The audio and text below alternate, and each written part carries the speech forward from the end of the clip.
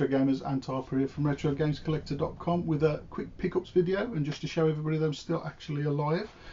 I'll start off with a couple of things that you probably already seen, or you may have already seen, depending on whether you follow my website as well. This Quarter Arcades Pac-Man from Numskull, beautiful sort of scale model of a full-size cabinet, fully working, which is like, you know, icing on the cake. It'd be beautiful if it was just a scale model, to be honest, but the fact that you can actually play Pac-Man is fantastic. It's literally, you know, down to the little screws on the marquee retainers, the vents on the back. It's like a proper little scale model, and the thing is absolutely beautiful. I love it. I'd love a load more. They're fairly pricey, so it's not the type of thing that I'd be able to go out and splash a lot of money on. I was kindly sent this one by Numskull for review, so this one didn't cost me anything. But fantastic things. I would love literally to kit out my room with them all, but unfortunately can't afford to do that. But yeah, if you've got some spare money and you can get your hands on one of these, they are a fantastic addition to the games room. Let's turn that off. I also did a review of this book on the website, which you may or may not have already seen, A Visual History of the Atari 8-Bit Computer, by Grey Fox Books.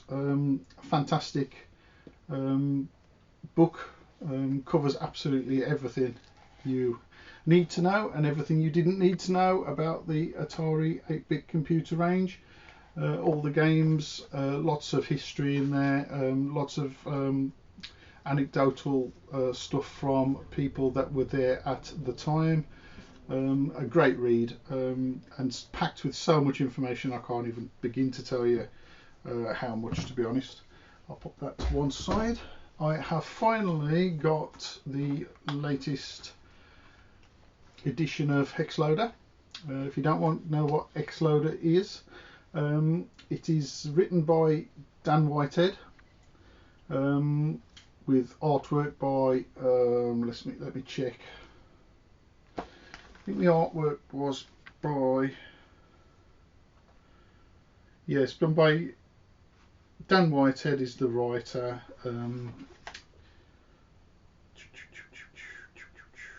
Steve Pugh did the cover on that one.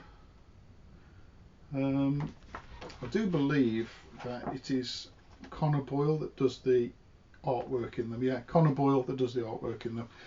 They're basically, I mean, they're adult comics based in the world of the 1980s software developers. Unusual, strange. It's sort of a mix of the occult and 80s sort of pop culture. So if you get chance, I'll put the links below to where you can get these from, and they are a really good read. Very, very good. I'm waiting for on the next instalment now because I've been left on a bit of a cliffhanger. I also ordered this because I've ordered the Kickstarter for Supercade 2, and I thought, oh, if I'm buying Supercade 2, I better get the first one. This one was released quite a while ago. Let me see. Should have done my research before I started the video, really, shouldn't I? I wouldn't have to look through the books. It was quite a while ago, wasn't it? 2003 this one was printed, so it's been around quite a while. A fantastic book, a nice coffee table book, this one. It's got a lot of artwork and a lot of images of arcade cabinets and the games. It is literally a visual history of the arcades. Beautiful book, and like I say, there's a Kickstarter for the second one that's been going for quite a while now, and I've ordered that, so I thought I'd better get this one first. I had to order this from the States, you couldn't get it here over here in the UK. Pop that down there out the way, so I've got a bit of room. What's next on the list? A bit of an oddity. I bought a Spectrum issue 1 board, just the board. It's obviously a reproduction, and I will be putting all the components on there and getting that one up and running as soon as I possibly can. The components, some of the components are going to be quite tricky to get hold of.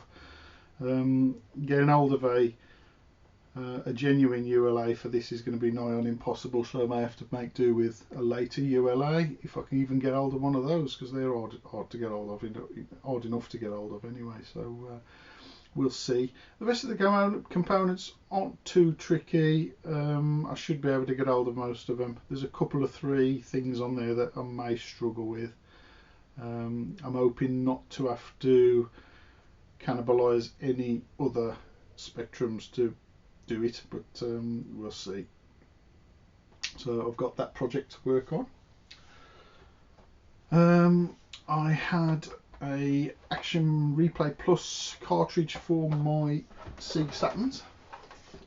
This fits in any of my Sega Saturns and turns them all into multi-region Saturns basically. I've got it in my Japanese Saturn at the moment. But yeah, that's been configured to basically let me run any region games in any of my Saturns, which is great. So I've been after one of them for quite a while and finally got hold of one off the very same chap, Jamie Murray. I got this cassette 1, which I've also been after for absolutely ages. It looks like a bog standard blank cassette, but it's not. This is how Michael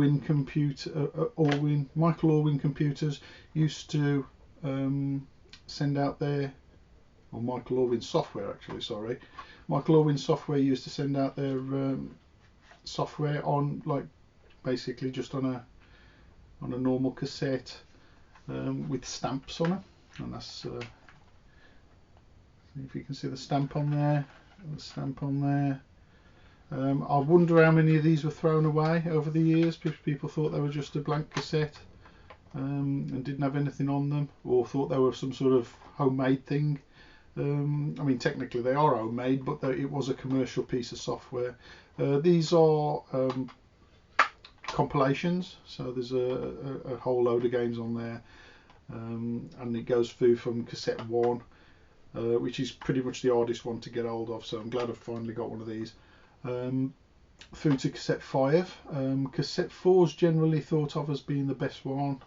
That one's got Fungaloids on, which is classed as a really good ZX81 game. So super pleased to have finally got that one off Jamie, who happened to get 3 in the end. He managed to get another 2 after it. I don't know where he got them all from. They are as rare as rocking horse poo, basically. I've been after one for years and years and years, and Jamie managed to get 3 in no time at all. So who was this one by now? It's Buxter, wasn't it? Yeah, Buxter Games on the Chronosoft label. Brand new ZX81 game, Tractor Beam, and that is absolutely a fantastic game. Well recommended, highly recommended. I'm running out of room to pour all my stuff. From down under in New Zealand, I have got a V Retro QL PSU. So it's like a mini PSU for your QL. So we all know how hard it is to get hold of QL PSUs nowadays. So this basically is a brand new switch mode PSU for your QL. You can basically put I forget what the voltage is on these now. Anyway, you put a modern PSU into there, and then it converts it into down to the standard QL plug, which is, as everybody knows, is proprietary, and which what makes finding QL PSUs very difficult, because you can't just use any old PSU. So that is going to be a nice little spare. I have got PSUs for all of my QLs, but I just wanted a modern one to start using instead. I'm trying to switch over to modern switching PSUs on all of my consoles now, and stop using the old ones. Not particularly because they're dangerous or anything. It's just easier, I think, to use the modern ones. If they're there, use them. I finally got round to finding mailer box versions, sorry, of two things that I hadn't got. I've got mailer box versions of a ZX81. I've got a mailer box version of Spectrum. I've got a mailer box version of what else have I got? I've got a mailer box version of an Interface 1 and all the other things. What I didn't have was a mailer box version of a ZX printer, so I finally got one. It's basically just a bog standard ZX printer in polys, but instead of putting it in a printed sleeve, they just put it in a brown box to mail out.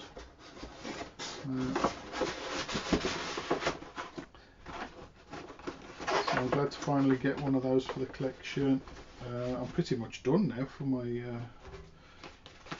ZX81 stuff now, I think. I've got a French ZX81, German ZX81, I've got American, I've got Portuguese, I've got French Timex 1000s, I've got a US ZX81. Oh crikey, I've got every single one going now, I think. And really nice, and looks pretty much unused. In fact, I'd be very surprised if that's ever been used.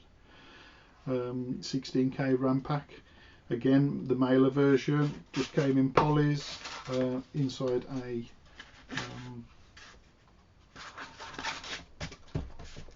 a brown box. It didn't have the sleeve like the others have got. While I'm on the subject of printers for the ZX81, I have been, God, what a nightmare. I have been trying to replace the belts on ZX printers. I've done a couple, but so fiddly. I can't even tell you how fiddly they are. It's stretched my patience, to be honest, and my eyesight. Basically, the printer belts in these literally fall to bits now. They've just had it. They've aged badly and they fall into bits. So they need replacing. But to replace them, you need to remove the pins and you need to remove the styluses. And they are tiny. I mean, really tiny and really fiddly. And put them in a new belt, which is easier said than done. You need to put the pin in. The pin nearly always breaks up as well because they're made out of plastic. So you generally have to replace the pin with a new piece of wire, 1mm wire, which you have to sort of dangle the stylus on and then put a little hat on top of it. And I'm talking tiny. I'm talking, you know, what, 1.5 millimeters by 1 millimeter. This thing that you put on the end, really tiny. And yes, I've done it. I've done it on a couple of them now. And I was going to start refurbing these for the store and selling them, but I've changed my mind now. It's way too fiddly. Basically, the amount of time I'm spending doing it and the ball ache it is, it just ain't worth the hassle. So I've scrapped that idea. I've done a couple for myself. I'm not going to be selling them on the website now. Ian Gledell sells refurbed printers on his website, but crikey, good luck to you, mate. I can't be bothered with that. Talking of refurbs, lastly but not least, no, it's not last but one thing. My beautiful Schneider CPC 464. I finally got this working. I was just after one last part, which was a key. The number 6, I think it was. Yeah, it was number 6 key on here. And do you think I could find a key anywhere? These keyboards are different to the UK CPC 464s. These are much more professional keyboards on the Schneider ones. And I couldn't find a key anywhere, so I just popped a post up on one of the Amstrad groups, just asking if anybody had a key. And within 2 or 3 days, a chap from Germany had sent me one free of charge. I mean, the community sometimes is absolutely fantastic. You know, and for somebody just to, you know, pop one in the post to me immediately from Germany was you know, much appreciated. So Bernd, if you're watching this, thank you very much. I've got my my Schneider done now, and I love this machine far more than the UK ones. It's it's much more well built than the UK versions. You can even feel it in the weight. It weighs a lot more. The keyboard's far more professional feeling. The thing just uses better components and is just like a lot nicer made than the UK ones, which were pretty flimsy and cheap in comparison. I thought the UK ones were good until I come across one of these Schneider ones, and these Schneider ones are really solid. They're lovely. So this one is basically the one I use now instead of the CPC 464 standard UK Amstrad one. So I'm really pleased to have finally got that up and running, and the key replaced. The only downside to it is somebody at one stage put a glued something onto there, like a plate or something by the looks of it. Don't know what that was. If anybody's got any ideas as to what could have been there, was it standard, or was it, you know, I mean, would it have been is it a standard thing on a Schneider? I don't know. Should there be a plate there? I don't know. It seemed to be, you know, it seemed to be well glued on whatever it was at one stage. So I kind of can't get the glue off. It's marked the case, but that's the only thing on it now. So apart from that, it's in a really good condition. So, and it's all sorted inside and out now. So chuffed about that. And I finally added something to my Sega collection, and this is the last thing I'm going to show you for today. It's a Sega Mark III. Beautiful little thing. Predecessor to the Master System. And pretty much is a Master System. Got a Master System converter on it. The only thing with this was it was missing the flap. Which I didn't know when I bought it, unfortunately, but I got it for a decent enough price anyway, so I wasn't too fussed. But if anybody knows of anybody that's doing 3D printed flaps for Sega Mark IIIs, let me know. I'd like to get the flap back on there eventually. And if anybody knows of any controllers going, if anybody's got any controllers for the Sega Mark III, because this didn't come with controllers either, please let me know. If you're selling me, or if you would sell me some, because to get hold of them in the UK is quite difficult. So if you know anybody, or you yourself want to sell me some, just get in contact with me via the website or in the comments below. And that is about it for today. So thank you very much for watching, folks. I am still live. I am still going to do some more videos. I've shot one Kids Play Dad's Old Stuff already, and I've got a couple of review videos to do. I've got another retro review to do on my Bandai Playdia, which I'm going to do a full unboxing of because it's absolutely brand new. It's never been opened and it's all sealed. I'm going to actually unseal it because, to be honest, they're pretty much unsellable anyway. Nobody wants them, so it's only me got one that I know of. So I'm going to do a full unboxing of that so everybody can see what a Bandai Playdia is. If anybody does actually want to see what a Bandai Playdia is, of course. And that's about it. I've got a few things lined up. I will be shooting more videos, hopefully over Christmas period when I've got a bit more time. I've not got a lot of time at the moment because I've restarted my web design business, and I've been working on that. I also run Retro Gear. I also have to look after 2 kids, and I'm writing a book. So I've got a few things on my plate at the moment. So I shall see you all very soon. Thank you for watching. Like and subscribe and all the usual shenanigans. Bye folks.